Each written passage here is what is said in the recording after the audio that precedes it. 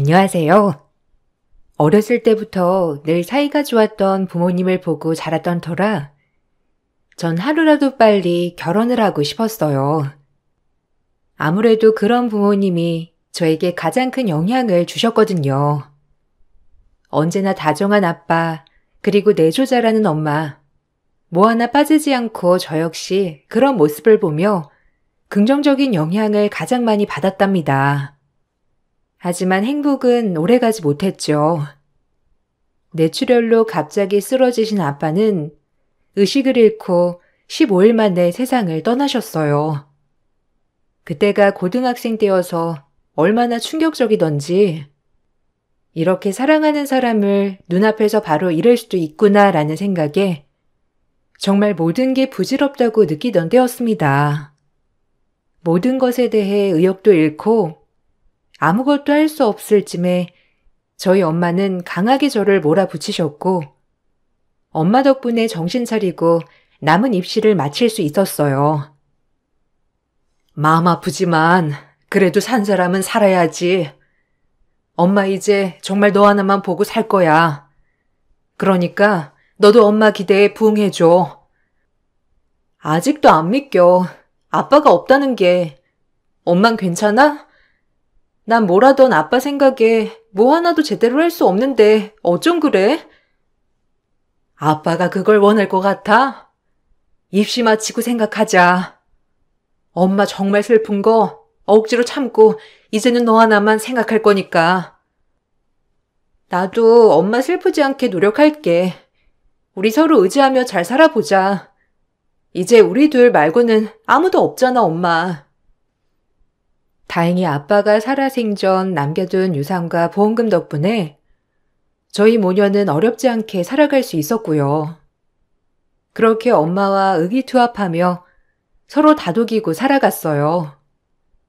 그리고 대학을 졸업하고 일을 하기 시작했을 무렵 드디어 사랑하는 사람을 만나게 되었죠. 능력이 뛰어난 남자는 아니었으나 다정하고 자상했습니다. 어린 시절 아빠 생각도 나면서 자상하기까지 하니 더할 나위 없이 결혼을 하기로 마음을 먹었어요. 솔직히 이 사람이 좋아서 이 사람의 집 배경 아무것도 상관하지 않았고 마냥 사랑만을 택했어요. 어렸을 때 아비 잃고 얼마나 고생이 많았니 니가? 이제 고생 끝이라고 생각하고 우리 행복하게만 살아가자. 그렇게 다독여 주셔서 감사해요, 어머님. 사실 아직도 생각하면 울컥울컥하지만 그래도 지금은 현수 씨가 옆에 있어서 얼마나 다행인지 몰라요. 항상 힘들 때면 늘 위로를 받거든요. 그래서 지금은 진짜 오히려 웃는 날이 더 많아져서 행복하답니다. 내가 우리 애들 홀로 키워봐서 알잖아. 어머님도 홀몸으로 진짜 대단한 일 하신 거야. 멘탈 붙잡기 얼마나 힘드셨겠어? 그래도 현수랑 이렇게 잘 어울리는 한 쌍이니 정말 보기 좋구나. 우리 현수가 너 만난 것도 엄청난 큰 축복이지 뭐니. 저의 아픔을 알아주는 신랑이 있는 것도 좋았지만 시어머니 또한 남편 어렸을 적 아버님을 여의고 홀로 두 아들을 키워내신 분이라 그런지 제 마음을 잘 이해해 주셨어요.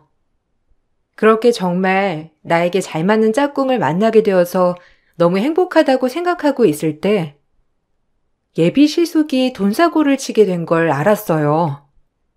코인과 주식에 돈을 몰빵을 해서 본인이 가지고 있던 돈도 모자라 어머님 집에 조금 모아놓은 돈까지 홀랑 다 날려먹은 거예요. 이런 일이 생기자 시어머니는 하루가 멀다 하고 머리를 싸매고 누우셨어요. 우리 가족 잘 살아보려고 그랬던 거지. 내가 뭐 잘못했어요? 내가 맨날 돈돈돈 하는 엄마 때문에 이렇게 된 거예요. 뭐야? 그럼 잘했다는 거야? 아니 알아보지도 않고 어떡할 거야 이거? 집이며 돈이며 아유 그 쥐꼴 한순간이네 정말. 현수 있잖아요. 그래도 착실하게 회사 생활하는 현수 있으니까 돈 융통 좀 되는지 알아보면 되죠. 그리고 이렇게 투자 없이 어떻게 성공을 하겠다는 거야? 엄마도 참 인생 한 방이라니까. 조금만 기다려. 내가 아주 멋지게 갚아줄 테니까. 아유, 내가 너 때문에 못 산다 진짜. 젊어서 네 아빠도 그렇게 돈 사고를 쳐서 날 힘들게 하더니 네가 꼭 닮았어 아주. 남편네 집이 여유롭지 못하다는 걸 알아서 그런지 남편과 시어머니가 힘들어하는 걸 차마 옆에서 보고만 있기가 힘들었어요. 어차피 난 남편과 결혼을 결심했고 시어머니와 남편이 힘들어하는 모습을 보고 있자니 마음이 안 좋아 내가 뭘 도와줄 수 있을까 고민하게 되더라고요. 하지만 주변 사람들은 애초에 돈으로는 절대 엮이지 말라고 하였고 한 번이 쉽지 한 번 도와주면 두 번, 세 번 다 돈 얘기만 하게 되어 있다며 저를 뜯어말리기 시작했어요. 하지만 이때는 참 귀에 들어오지 않았어요. 남자랑 돈으로 엮이는 거 아니야. 아무리 결혼할 거라지만 그래도 벌써부터 돈이 오가면 되겠니? 그건 진짜 아니다. 그래도 옆에서 보고만 있기 힘들어서 어머님도 그렇고 현수 씨도 너무 힘들어하니까 도움을 주고 싶어서 그렇지. 위로는 해줄 수 있는데 여하튼 난 반대야. 이게 한 번이 무섭지 두 번, 세 번이 되는 건 정말 쉽다니까. 네가 잘하겠지. 지인이 말렸지만 그래도 저한테는 가족이 더 소중했어요. 아직 가족이 된 건 아니지만 그냥 가족이라고 생각했거든요. 결혼도 할 거고 어차피 내 옆에 남을 사람은 남편밖에 없을 것 같다는 생각을 하게 되니 오히려 더 도움을 주고 싶은 생각이 있었어요. 내가 쟤 때문에 제명에 못 산다. 나이가 한두 살 먹은 어린애도 아니고 어쩜 이렇게 생각도 짧고 철이 없어. 아유 속상해. 아 엄마, 일단 돈은 내가 알아볼 테니까 좀만 기다리셔요. 이 집 그래도 넘어가면 안 될 거 아니야. 하나밖에 없는 재산인데. 어쩜 형이라는 게 지 동생보다도 못났는지. 내가 진짜 미치겠다 아주. 너랑 시내 보기가 아주 나 부끄러워 미치겠어. 전 괜찮아요 어머님. 뭐 어머님 잘못도 아닌걸요. 일단 현수 씨가 알아본다고 했으니까 어머님도 맘 좀 놓고 계세요. 시내 보기 부끄럽지. 결혼도 하기 전에 이런 모습을 보이다니. 진짜 형이 아니라 원수야 원수. 일단 집부터 막아야 하는데. 신혜야, 그래서 말인데, 아휴, 아니다. 내가 너한테 어떻게 이런 말을 먼저 꺼내겠니? 아니야, 됐어. 내가 무슨 생각을, 에휴.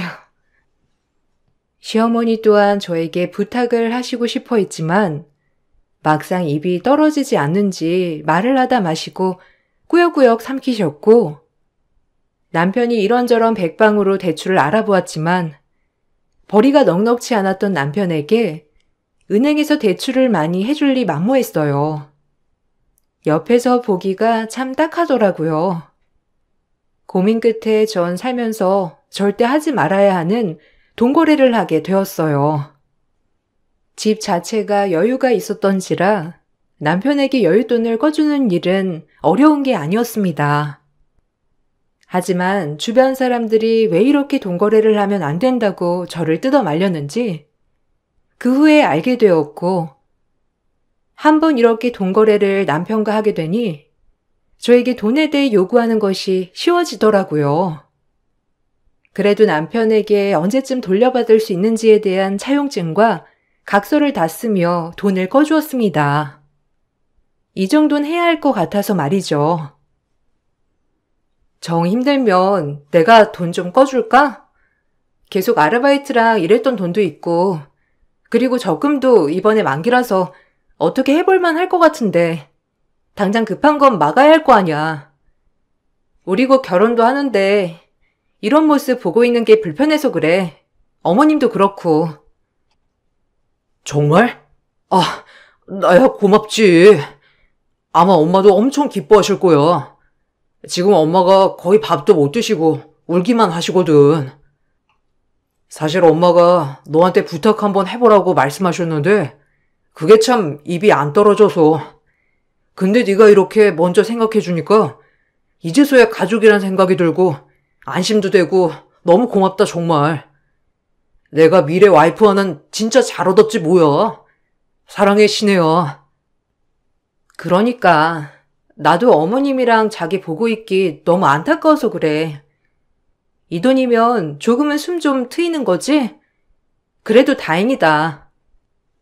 정말 고마워. 네가 힘이 되네. 엄마가 한 말이 맞았어. 내가 여자 보는 눈은 있다니까. 엄마가 꼭 널 꼭 잡으라고 한 이유를 알겠다. 진짜 여자 하나 잘 만났어. 고마워 정말. 너 아니었으면 이번 일 잘 헤쳐나가지 못했을 거야. 정말로. 제가 돈을 꺼주자 남편은 정말 고맙다고 하였고 이 돈을 받은 시어머니 또한 너무 고맙다며 한 번 더 저에게 고마움을 표했죠. 시어머니가 절 꼭 붙잡으라고 했다는 말을 했지만 처음엔 이 말 뜻이 뭔지 잘 알지 못했어요. 그냥 어머니 입장에서 제가 너무 마음에 드셔서 하신 말씀이겠거니 싶었어요. 그리고 그것이 진실이고 내가 사랑받는 며느리가 되었구나 싶었어요. 그때부터였을까요? 고마운 게 당연한 게 되었고 당연한 모든 것들이 저를 불편하게 했어요. 시어머니 또한 처음엔 그렇게 고마워하시다가 이제는 대놓고 저에게 친정집 아파트 평수부터 시작해서 아빠 사망보험금 그리고 유산까지 대놓고 물어보시기 시작하더라고요. 아무리 결혼을 약속한 사이지만 제 돈이 아닌 저희 친정에 대해 관심을 가지니 너무 불편했어요. 예, 오늘 저녁에 올 때 오리로스 해먹게 오리고기 좀 사와라. 너 돈 있지? 내가 돈이 어디 있겠니? 우리 잘난 예비 며느리께서 한턱 쏘는 거지. 이렇게 쏠 때가 좋은 거란다. 부추랑 양파도 사와. 부추 겉절이에서 올려 먹으면 되니까. 그래, 그게 좋겠다. 엄마, 과일 뭐 먹고 싶은 거 있어? 그것도 이왕이면 같이 사올게요. 엄마 과일 좋아하잖아. 시어머니는 뭐든 돈이 들어가는 문제는 작은 돈일지라도 저에게 늘 사다 달라 얘기를 하셨고 외식을 하러 갈 때도 늘 제 지갑에서 돈을 내는 것은 당연했어요. 이런 문제가 반복되다 보니 점점 이상하다는 생각이 들었고요. 왜 항상 자꾸 나는 베풀기만 하는 것 같지? 아, 이러지 말자. 그냥 어머님은 아무 뜻 없으실 거야. 이런 생각 갖지 말자. 이렇게 저를 다독였어요. 아, 근데 참 친정어머니는 재산이 어느 정도 된다니? 너 하고 다니는 거 보면 좀 사시는 것 같긴 한데 아버님이 유산이랑 보험금은 많이 남겨놓으셨다 했지? 정말 좋겠다. 그런 게 엄청 쏠쏠하잖니? 아유, 나도 말년에 그랬어야 했는데. 아, 잘 몰라요, 저도. 그 부분에 대해서는 엄마한테 물어보질 않아서. 그래도 노후에 혼자 사실 만은 하실 거예요. 그래도 딸 하나 있는 건데 그게 다 네 거가 되는 거지. 우리 현수도 사위가 될 거지만 사위도 자식인 거고 그렇지 않니? 딸 딱 하나 있는 건데 너 모른 척 하시겠어? 금이야 오기야 분명 키우셨을 텐데 그런 자리에 우리 현수가 사위가 되는 거고. 아니요, 전 그렇게 생각 안 해요. 결혼하면 제 힘으로 살 거고 현수 씨랑 같이 힘 합쳐서요. 괜히 엄마한테 손 벌리면서 살 생각 없어요. 애초에 그렇게 살지 않을 거라고 다짐도 했고요. 현수 씨도 우리 결혼하면 더 악착같이 살기로 했잖아. 아, 뭐 그렇지. 근데 여유가 되는 쪽에서 도와주면 좋긴 하지.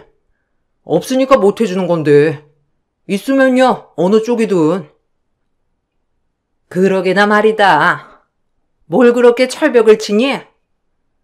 너네 엄마도 딸 하나 있는 거 오죽 잘해주실 거야. 딱 봐도 그렇게 보이더구만. 애초부터 그렇게 철벽 칠 필요 없어. 이젠 우리 한 가족인데 이런 거 뭐 뺄 필요 있니? 내숭은 신의 덕에 아주 든든하다니까. 이게 무슨 말 뜻인지 싶었어요. 무슨 말을 하고 싶으신 걸까 하면서도 뭐 재산 타령을 하시는 게 영 찝찝했거든요. 그때 아주버님이 돈 사고 쳤을 때 모른 척 했어야 했나 싶기도 하고 괜히 돈에 엮여서는 나한테 뭘 바라시는 건 아닐까 하는 걱정도 앞섰고요. 하지만 제가 걱정하던 우려가 현실이 되었어요. 시어머니는 그 이후에 저를 어떻게 보셨는지 매번 저를 볼 때마다 본인이 어디 갈 건데 뭐 마땅히 입을 옷이 없다. 누군 어디 놀러 가는데 용돈 받았다더라. 이런 말을 하시는 게 아니겠어요? 내가 이번에 친구들이랑 정읍에 단풍 보러 가는데 입을 옷도 없고 친구들은 죄다 아들들한테 용돈 받았다. 며느리가 옷 사줬다 하는데도 내가 할 말이 없는 거 있지? 어쩜 그러니? 자식이라고 있는 거 하나는 저 모양이고 하나는 지 앞가림하기 바쁘고 진짜 외로워서 힘들다 시내야. 아유, 무슨 이렇게 기구한 팔자가 있는지 옷이랑 용돈도 없는 신세라니. 아, 현수 씨한테 제가 말해서 용돈 좀 드리라고 말씀드릴게요. 어머님이 말하기 불편하시니까요. 너무 섭섭하게 생각 마세요. 아니다. 현수벌이가 얼만지 뻔히 아는데 어떻게 그래? 그러지 말고 네가 좀 줘라. 넌 그래도 따로 돈 나갈 데는 없잖니. 네가 주면 내가 우리 예비 며느리가 이렇게 용돈 주고 옷 사줬다고 자랑할 거 아니야. 그럼 내면도 서고 얼마나 좋으니? 제가요? 어머님 드릴 순 있는데요. 저 어머님이 생각한 만큼 그렇게 여유롭지 않아요. 지난번부터 계속 뭐 사와라, 사다 달라, 돈 달라 이렇게 하시는데 사실 저도 좀 부담스럽네요. 고작 월급쟁이일 뿐인데 그러니까 자제해 주셨으면 해요. 뭐야? 너 지금 누구 신종 거지 취급하는 거니? 네가 이럴 줄 몰랐다 정말. 딸 같은 며느리 생겼다고 내가 얼마나 좋아했는데 어떻게 네가 날 이렇게 취급할 수가 있어? 아이고 억울해. 며느리 하나 잘 봐서 행복하다 했는데. 시어머니에게 부담스럽다고 얘기를 하니 시어머니는 울면서 정말 실망이라고 하셨어요. 제 앞에서 계속 눈물을 뚝뚝 흘리는 모습을 보니 또 마음이 약해졌고 괜한 얘기를 했나 저렇게까지 생각하실 줄 몰랐는데 내가 너무 막말을 했나 하면서 말이에요. 그날 간신히 시어머니를 달래드리고 용돈을 쥐어주고 나왔습니다. 제가 용돈을 주자 다시 한번 화색이 돌더라고요. 어떻게 보면 참 단순했지만 어떻게 보면 뭐든지 돈으로 해결되는 것만 같아서 마음적으론 그렇게 유쾌하진 않았습니다. 그런 뜻으로 얘기한 건 아니었어요. 그냥 저도 현수 씨랑 비슷한 처지라서 한번 푸념해 본 거예요, 어머니. 그래도 네가 현수보다 낫잖니. 에휴, 고맙다. 잘 쓸게. 그래도 놀러 가는데 며느리밖에 없네. 자랑해야지 정말. 고맙다. 아, 네. 그럼 잘 다녀오세요. 몸 조심하시고요. 그리고 결혼이 얼마 안 남아서 엄마가 시간 되실 때 좀 뵙자고 하시네요. 그럼 만나야지, 우리 사돈어른. 지난번에 상견례만 하고 그 이후에 못 뵀잖니. 놀러 갔다 와서 날 잡잡구나.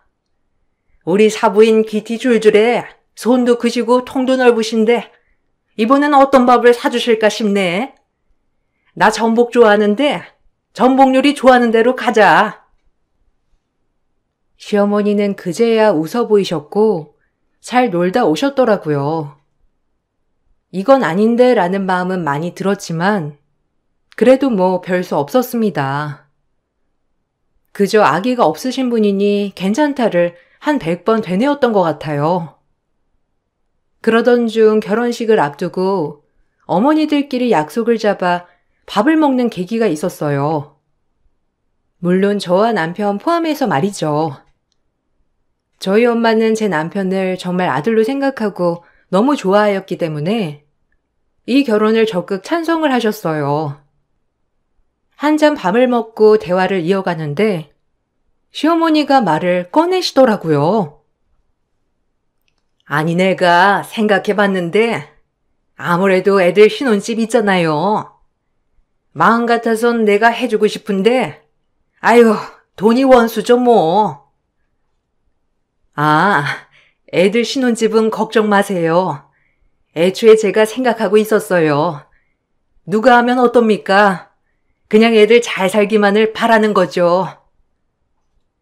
애들 회사 쪽이랑 멀지 않은 곳에 알아봐둔 신혼집이 있는데 괜찮나요? 제가 딸이 하나기도 하고 워낙 현수도 아들처럼 생각하다 보니까 그냥 이런 거에 있어선 아끼지 않고 다 해주고 싶은 마음이네요. 아무래도 이제 우리는 한 가족이니까요. 아니요, 엄마. 일단 우리가 가진 돈으로 전세 구하고 천천히 대출 알아봐서 청약해서 집 장만만 하면 돼. 너무 신경 쓰지 마요. 어머, 신혜야. 엄마가 도와주시겠다는데 감사하게 받으면 되지. 뭘 그렇게 아니라고 철벽을 쳐? 하여간 우리 신혜 보면 가끔 답답한 구석이 있다니까. 너 말고 현수도 생각해야지. 첫 시작부터 이렇게 집이 있기 시작하면 얼마나 좋아? 와, 장모님, 너무 감사합니다, 진짜. 역시 제가 복은 있나 봐요. 좋은 장모님의 좋은 예비 와이프까지. 감사해요, 정말로. 아니야. 우리 신혜한테만 잘해줘, 아무쪼록. 난 우리 신혜가 잘 사는 거 그거 하나면 되거든. 내가 무슨 바람이 있겠어. 그건 걱정 마세요. 뭐 아무래도 현수도 이제 사부인 아들이니까 아들처럼 생각해 주시면 뭐 이것저것 도와주시면 아유 주체. 제가 별의별 말을 다 하죠. 일단 우리 애들 나눠 가진 기념으로 한잔 해보자고요. 우리의 앞날을 위하여. 죄송하게도 친정 엄마는 저희에게 신혼집까지 해주시려고 하더라고요. 남편과 저희들 힘으로 해결하기로 이미 그전부터 약속했기 때문에 됐다고 한사코 고사했지만 시어머니는 왜 거절하냐며 너무 좋아하셨죠. 엄마도 마찬가지로 하나밖에 없는 딸에게 뭐든 다 해주고 싶어 하셨어요. 마음은 불편했지만 저 역시 엄마의 마음을 받아들이고 감사히 받기로 결정하였습니다. 그리고 저희는 드디어 고대하던 결혼식이 다가오고 있었고 남편이 저에게 돈을 갚기로 한 날짜 또한 다가오고 있었습니다. 시숙이 사고치고 저한테 꺼간 돈을 결혼식 전까지 갚기로 했었거든요. 하지만 어머니도 그렇고 남편도 그렇고 대수롭지 않게 여겼어요. 결혼하고 혼수도 장만해야 하고 이것저것 들어갈 돈이 많았기 때문에 남편의 안일한 행동이 실망스럽더라고요. 자기 이번 주에 돈 주기로 한 거 잊지 않았지? 신혼여행 가서 쓸 것도 한전해야 하고 집에 못 들여놓은 가구도 들여놓아야 하고. 아, 그거? 내가 좀 나중에 주면 안 될까? 어차피 우리 부부인데 뭐. 네 돈이 내 돈이지. 내가 설마 떼먹겠냐? 아무리 부부가 될 거지만 그래도 돈 거래는 확실히 해야 하지 않을까? 자기 믿고 꺼준 만큼 기일 내 갚았으면 좋겠어. 에이, 너무 빡빡하게 굴지 마라. 어차피 이제 부부인데 우리 곧 부부야, 시네요. 설마 돈 떼먹는다고 오심하는 거 아니지? 뭐? 너무 쉽게 얘기하는 거 아니야? 돈을 못 받아서가 아니라 이런 건 신뢰의 문제라고 얘기했잖아. 당신 진짜 실망스럽다. 남편은 대수롭지 않게 여겼고 이 얘기를 엿들은 시어머니 또한 저에게 한 말씀 하셨죠. 본인들이 좋다고 꺼할 땐 언제고 이제 와서 돈 갚을 날짜가 되니까 저를 오히려 정없는 여자 취급하며 빡빡하게 군다는 식으로 얘기를 하자 어이도 없고 심란했어요. 그리고 진지하게 결혼도 고민하게 되었죠. 하지만 결혼이 얼마 남지 않은 시점에서 갑작스레 파혼을 하기에 용기가 나지 않았어요. 머리론 이게 아닌 것 같다는 생각이 드는데 참 실행으로 옮기는 게 왜 이리 어려운지 이런저런 걱정이 먼저 앞서더라고요. 얘 시내야, 부부끼리 뭘 그러니? 네 돈 내 돈이 어디 있어? 뻔히 너희 집 사는 사정도 다 아는데 너무 그렇게 돈돈하지 마라, 정없게. 우린 이제 한 가족이나 다름없어. 내가 너한테 성금면 좋으니? 다 좋은 게 좋은 거라고 웃으며 넘어가자. 어머님, 그래도 이건 아니죠. 부부끼리 작은 신뢰 문제 하나도 지켜야 한다고 생각해요, 저는. 현수 씨랑 어머님이 오히려 이렇게 나오니 좀 당황스럽네요. 한 번도 그렇게 생각해 본 적 없는데 이제는 제가 돈으로 보이는 것 같아 속상하기도 하고요. 뭐야? 넌 가끔가다 아줌마를 섭섭하게 하는 경향이 있어. 그래, 까놓고 말하면 너랑 현수 잘 어울리고 잘 맞기도 하고 좀 기대면 안 되니? 너도 우리 현수 걱정돼서 돈 꺼주고 한 거 아니야. 그러니까 이제 좀 가족끼리 의지 좀 하자. 너무 당당하신 거 아니에요? 이건 아니라고 보는데. 이런 거 하나에 신뢰가 깨지는 거 모르시냐고요, 어머님. 얘는? 그러니까 누가 안 갖는댔냐고. 준다니까. 근데 기한을 조금 넘겨준다는 건데 그걸 가지고 네가 왈가왈부하면 어떡해. 너무 당당하게 얘기하는 바람에 정말 할 말이 없었어요. 의지를 한다니. 주변 사람들 말이 모두 맞았어요. 가까울수록 돈거래를 하면 안 된다는 말이 뼈저리게 느껴졌죠. 남편과 시어머니에게 실망을 했지만 결혼식까지 코앞에 온 마당에 부부끼리 이런 허물 정도는 덮어주고 살자는 생각까지 하게 되었답니다. 그리고 엄마가 얻어주신 집에 미리 제 신혼짐을 차곡차곡 보냈어요. 결혼 후 바로 들어와 살 거였기 때문이죠. 결혼식을 일주일 앞두고 모든 짐을 다 붙였는데 회사로 제 짐이 고스란히 돌아왔습니다. 자기야, 자기도 짐 붙였지? 아니, 나 집에다가 짐 보냈는데 회사로 지금 짐이 다 돌아왔거든? 이게 어떻게 된 거지? 아, 그거 말하려고 했는데 우리 엄마도 종종 들릴 거고 또 자고 가실 거잖아. 그래서 막상 집에 가서 보니까 집이 좀 작더라고. 우리 엄마가 이 좁쌀만한 게 집이니. 그래서 생각해봤는데 옆동에 60평짜리 매물 하나 나왔던데 그거 하자. 나중에 아이까지 태어날 거 생각하면 아무래도 애초에 큰 집으로 하는 게 훨씬 낫지 않아? 엄마도 그렇게 말하기도 하고. 뭐? 지금 뭐라고 했어? 보자니까 이거 완전 뻔돌이 아니야? 그냥 참자. 단점은 누구한테나 있으니까. 이렇게 넘어가려고 좋게 마음먹었더니 안 되겠네. 야, 됐고 결혼 엎어. 내가 미쳤지. 너 같은 마마보이에 쫌생이 같은 놈이랑 결혼하려 했다니. 너 뭐 맡겨놨니 우리 집에? 야, 너네 엄마한테 전해. 사람 잘못 봤다고. 은근히 구슬리면 내가 또 넘어갈 줄 알았나 본데 천만의 말씀에 만만의 콩떡이다. 이 뻔뻔한 모자들아. 바라는 것도 정도가 있어야지. 인간들이 어쩜 이렇게 뻔뻔하기 짝이 없어? 남편의 말이 하도 어이가 없었어요.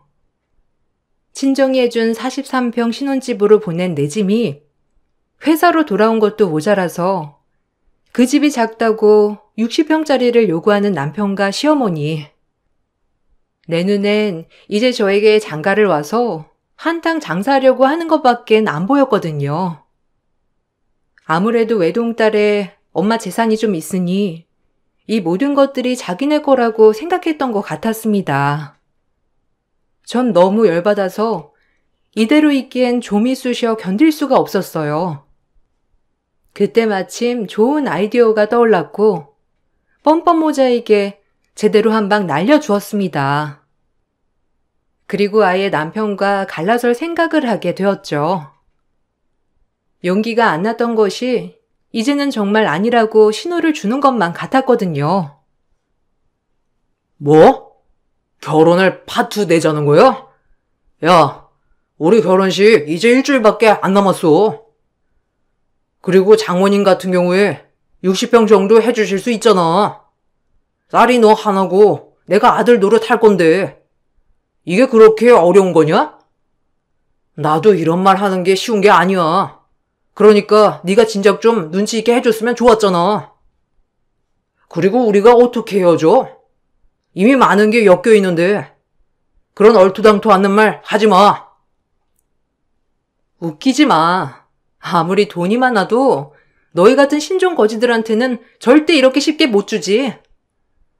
나중엔 아예 우리 엄마 집까지 빼달라고 하겠다. 내가 진작 알아봤어야 했는데 이제서야 각성이 확 된다. 야, 고맙다. 진짜 이제라도 알게 해줘서. 나 너랑 결혼 안 해. 너같이 빈대 같은 놈이랑 내가 평생 살 생각을 했다니 머리가 헷가닥해도 한참 헷가닥한 거지. 파혼이야. 전 그 길로 남편과 시모에게 한 방 먹여주러 변호사 사무실에 찾아갔고 제가 꿔준 돈을 기한대로 갚지 않은 모자들에게 소송을 걸었어요. 남편의 월급을 차압시킨 것이죠. 그리고 결혼식은 하지 않더라도 결혼식을 준비해왔던 가정에서 들어갔던 돈에 대한 부분에서도 손해배상 청구 소송을 걸었어요. 오직 남편과 시모 때문에 이 결혼은 파혼된 것이라는 증거를 가지고 시작을 하게 되었습니다. 참 소송이라는 게 오래도 걸리고 꽤나 지치는 과정이었지만 그래도 확실히 아니라는 생각이 들었기 때문에 꾸역꾸역 힘을 내어 진행하게 되었죠. 소송을 진행하면서 생각이 든 건데 정말 이 결혼 파혼하길 잘했다는 생각이 들었어요. 제가 소송을 걸고 아이 엄마가 마련해준 집에서 남편과 시어머니가 못 들어오게 비밀번호도 바꿔버리자 두 모자는 난리가 났어요. 그리고 최악의 상황에서 최악의 얼굴을 하며 드디어 밑바닥에 걸맞은 본심을 보이면서 저에게 말하더라고요. 소름 끼치게 말이죠. 이거 정말 바보인 줄 알았는데 감히 뒤통수를 쳐? 고분고분해서 며느리 잘 얻었다 싶었더니 아주 무서운 년이네. 내가 할 소리지 이 아줌마야. 무서운 년은 당신이고 딸뻘을 그렇게 등쳐먹고 싶어? 홀로 외롭게 커서 이해 간다는 둥, 우리 엄마 힘들었겠다는 둥, 그렇게 개소리하면서 그렇게 얼굴 감추느라 얼마나 힘들었어? 다행이지 뭐야. 이 결혼 절대 안 해. 내가 왜 해? 아, 진정 좀 해. 솔직히 넓은 집 우리끼리만 사는 거 아니고 자기도 살 건데 꼭 그렇게 말을 해야 해? 우리 부부잖아. 부부 같은 소리 하네. 너랑 나랑은 끝이야, 이 뻔돌아. 없이 사는 것들 가여워서 참으려 했는데 더 이상은 안 되겠다. 정말 소름 돋아. 저걸 그냥? 아유, 거의 다 넘어온 건데 진짜 아까워 죽겠네. 하여튼 전혀 우리는 꿀릴 거 없으니 어디 마음대로 한번 해봐. 그리고 너네 엄마도 아들같이 대릴 사이 얻으면 얼마나 좋아? 이게 지네 주제 파악 못하고 아주 고고한 척 역겹다 정말. 시어머니는 제 마음대로 해보라며 으름장을 놓았고 결국 남편의 월급이 차곡차곡 가압류되어 제 통장에 돈이 꽂히게 되었어요. 저와의 금전적 거래를 갚지 않아서 말이에요. 그리고 파혼의 책임이 남편과 시어머니의 무리한 금전적 요구가 있었다는 증거가 받아들여져 저에게 위자료와 함께 정신적 피해보상이란 금액을 줘야 했습니다. 파혼의 책임은 물어야 됐죠. 친정 엄마에게 미안하고 또 미안했지만 그래도 정말 잘한 일이라고 생각했습니다. 결국 시어머니와 남편은 날뛰며 저에게 돈을 물어주어야 했고 그제야 아차했는지 저와 친정엄마를 설득하며 얘기를 들어달라고 끈질기게 설득하더라고요. 아무래도 눈앞에서 돈줄을 놓치게 되니 이제서야 급급한지 갑자기 태세 전환을 하기 시작한 거죠. 그걸 보니 웃음이 났어요. 그래, 인정할게. 너무 무리한 요구를 했다 진짜. 그냥 당연한 줄 알았어. 우린 가족이니까 미안해. 앞으로 주제 넘게 행동 안 할 테니까 없던 걸로 하고 우리 다시 시작해보자. 내 월급 차압되는 게 말이 돼? 돈은 어떻게든 갚을게, 어? 네가 어떻게 갚을 건데? 넌 죽었다 깨나도 안 갚을 거잖아. 그리고 이미 너네 엄마랑 너 검은 속내 다 봐버려서 절대 안 될 것 같아. 인간이 어떻게 그러냐? 난 널 그래도 끝까지 믿고 행복하게 살 수 있을 줄 알았는데 역시 겉만 보곤 몰라. 신혜야. 내가 너한테 얼마나 잘했니? 응? 앞으로 우리 더 잘 지낼 수 있을 건데 굳이 왜 그러는 거야? 현수 말대로 우리 천천히 다시 시작해보자. 내가 욕심이 과했어 너무. 그러니까 다 용서하고 우리 처음부터 다시 시작하자. 어떠니? 우습네. 당신들 이런 걸 보니까. 아니 결혼했으면 내 등골 빼먹고 우리 친정엄마 등골까지 다 빼먹었겠지. 당신들은 그게 목적이었으니까. 웃기지 마. 당신들한테 다신 안 속아. 이젠 잘 지내. 다신 얼굴 보는 일 없도록 합시다. 아시겠어요? 아니 진짜 제발 마음 좀 돌려줘. 우리가 너 아니면 어떻게 살라고 그러는 거야? 집이 30평이든 40평이든 상관없어. 우리가 그때 어떻게 된 건지 참 미안해 정말. 그러니까 이 어리석은 시엠이랑 네 남편 용서해 주겠니? 결혼식이야 다시 하면 되고. 정신 차려. 기차 떠났다고. 애초에 그만했어야지. 이미 당신들 검은 속내 다 알아버렸다고. 그러니까 아무리 이래도 소용없어. 그리고 저희는 이렇게 끝이 났습니다. 하마터면 정말 어리석은 결혼을 하여 모든 재산을 다 털릴 뻔했다고 생각해요. 그저 잘해주고 좋아해주면 그것이 진짜인 줄 알았던 철없던 시절 덕분에 사람 보는 눈이 확 트였습니다. 지금은 주변에 흔들리지 않고 제 일을 열심히 해나가며 살고 있어요. 제 인생에 파혼이란 절대 없을 줄 알았는데 참 한 치 앞도 모를 인생이었고 앞으로도 알 수 없지만 그래도 이제는 뭐든 제 노력으로 헤쳐나가려고 합니다. 그리고 조금이라도 찝찝한 마음이 들 땐 뭐든지 중단하는 게 맞는 것 같다고 생각이 많이 하게 되는 나날이었어요. 저에겐 아주 큰일이었지만 막상 쓰고 보니 참 지금 다시 봐도 재밌는 에피소드 같다고 생각이 들어요. 그로 인해 세상도 알고 저에게 호의가 있다는 것이 마냥 무작정 저를 생각해서 그러는 게 아니라는 것도 깊게 알았으니까요. 학교 공부만 열심히 해봤지 이렇게 세상 공부를 열심히 해본 적이 있나 싶은 게 참 저에게도 좋은 경험이었던 것 같아요. 제 글을 읽으면서 여러분들도 재밌었길 바랄게요. 그럼 이쯤에서 글을 마치겠습니다. 감사합니다.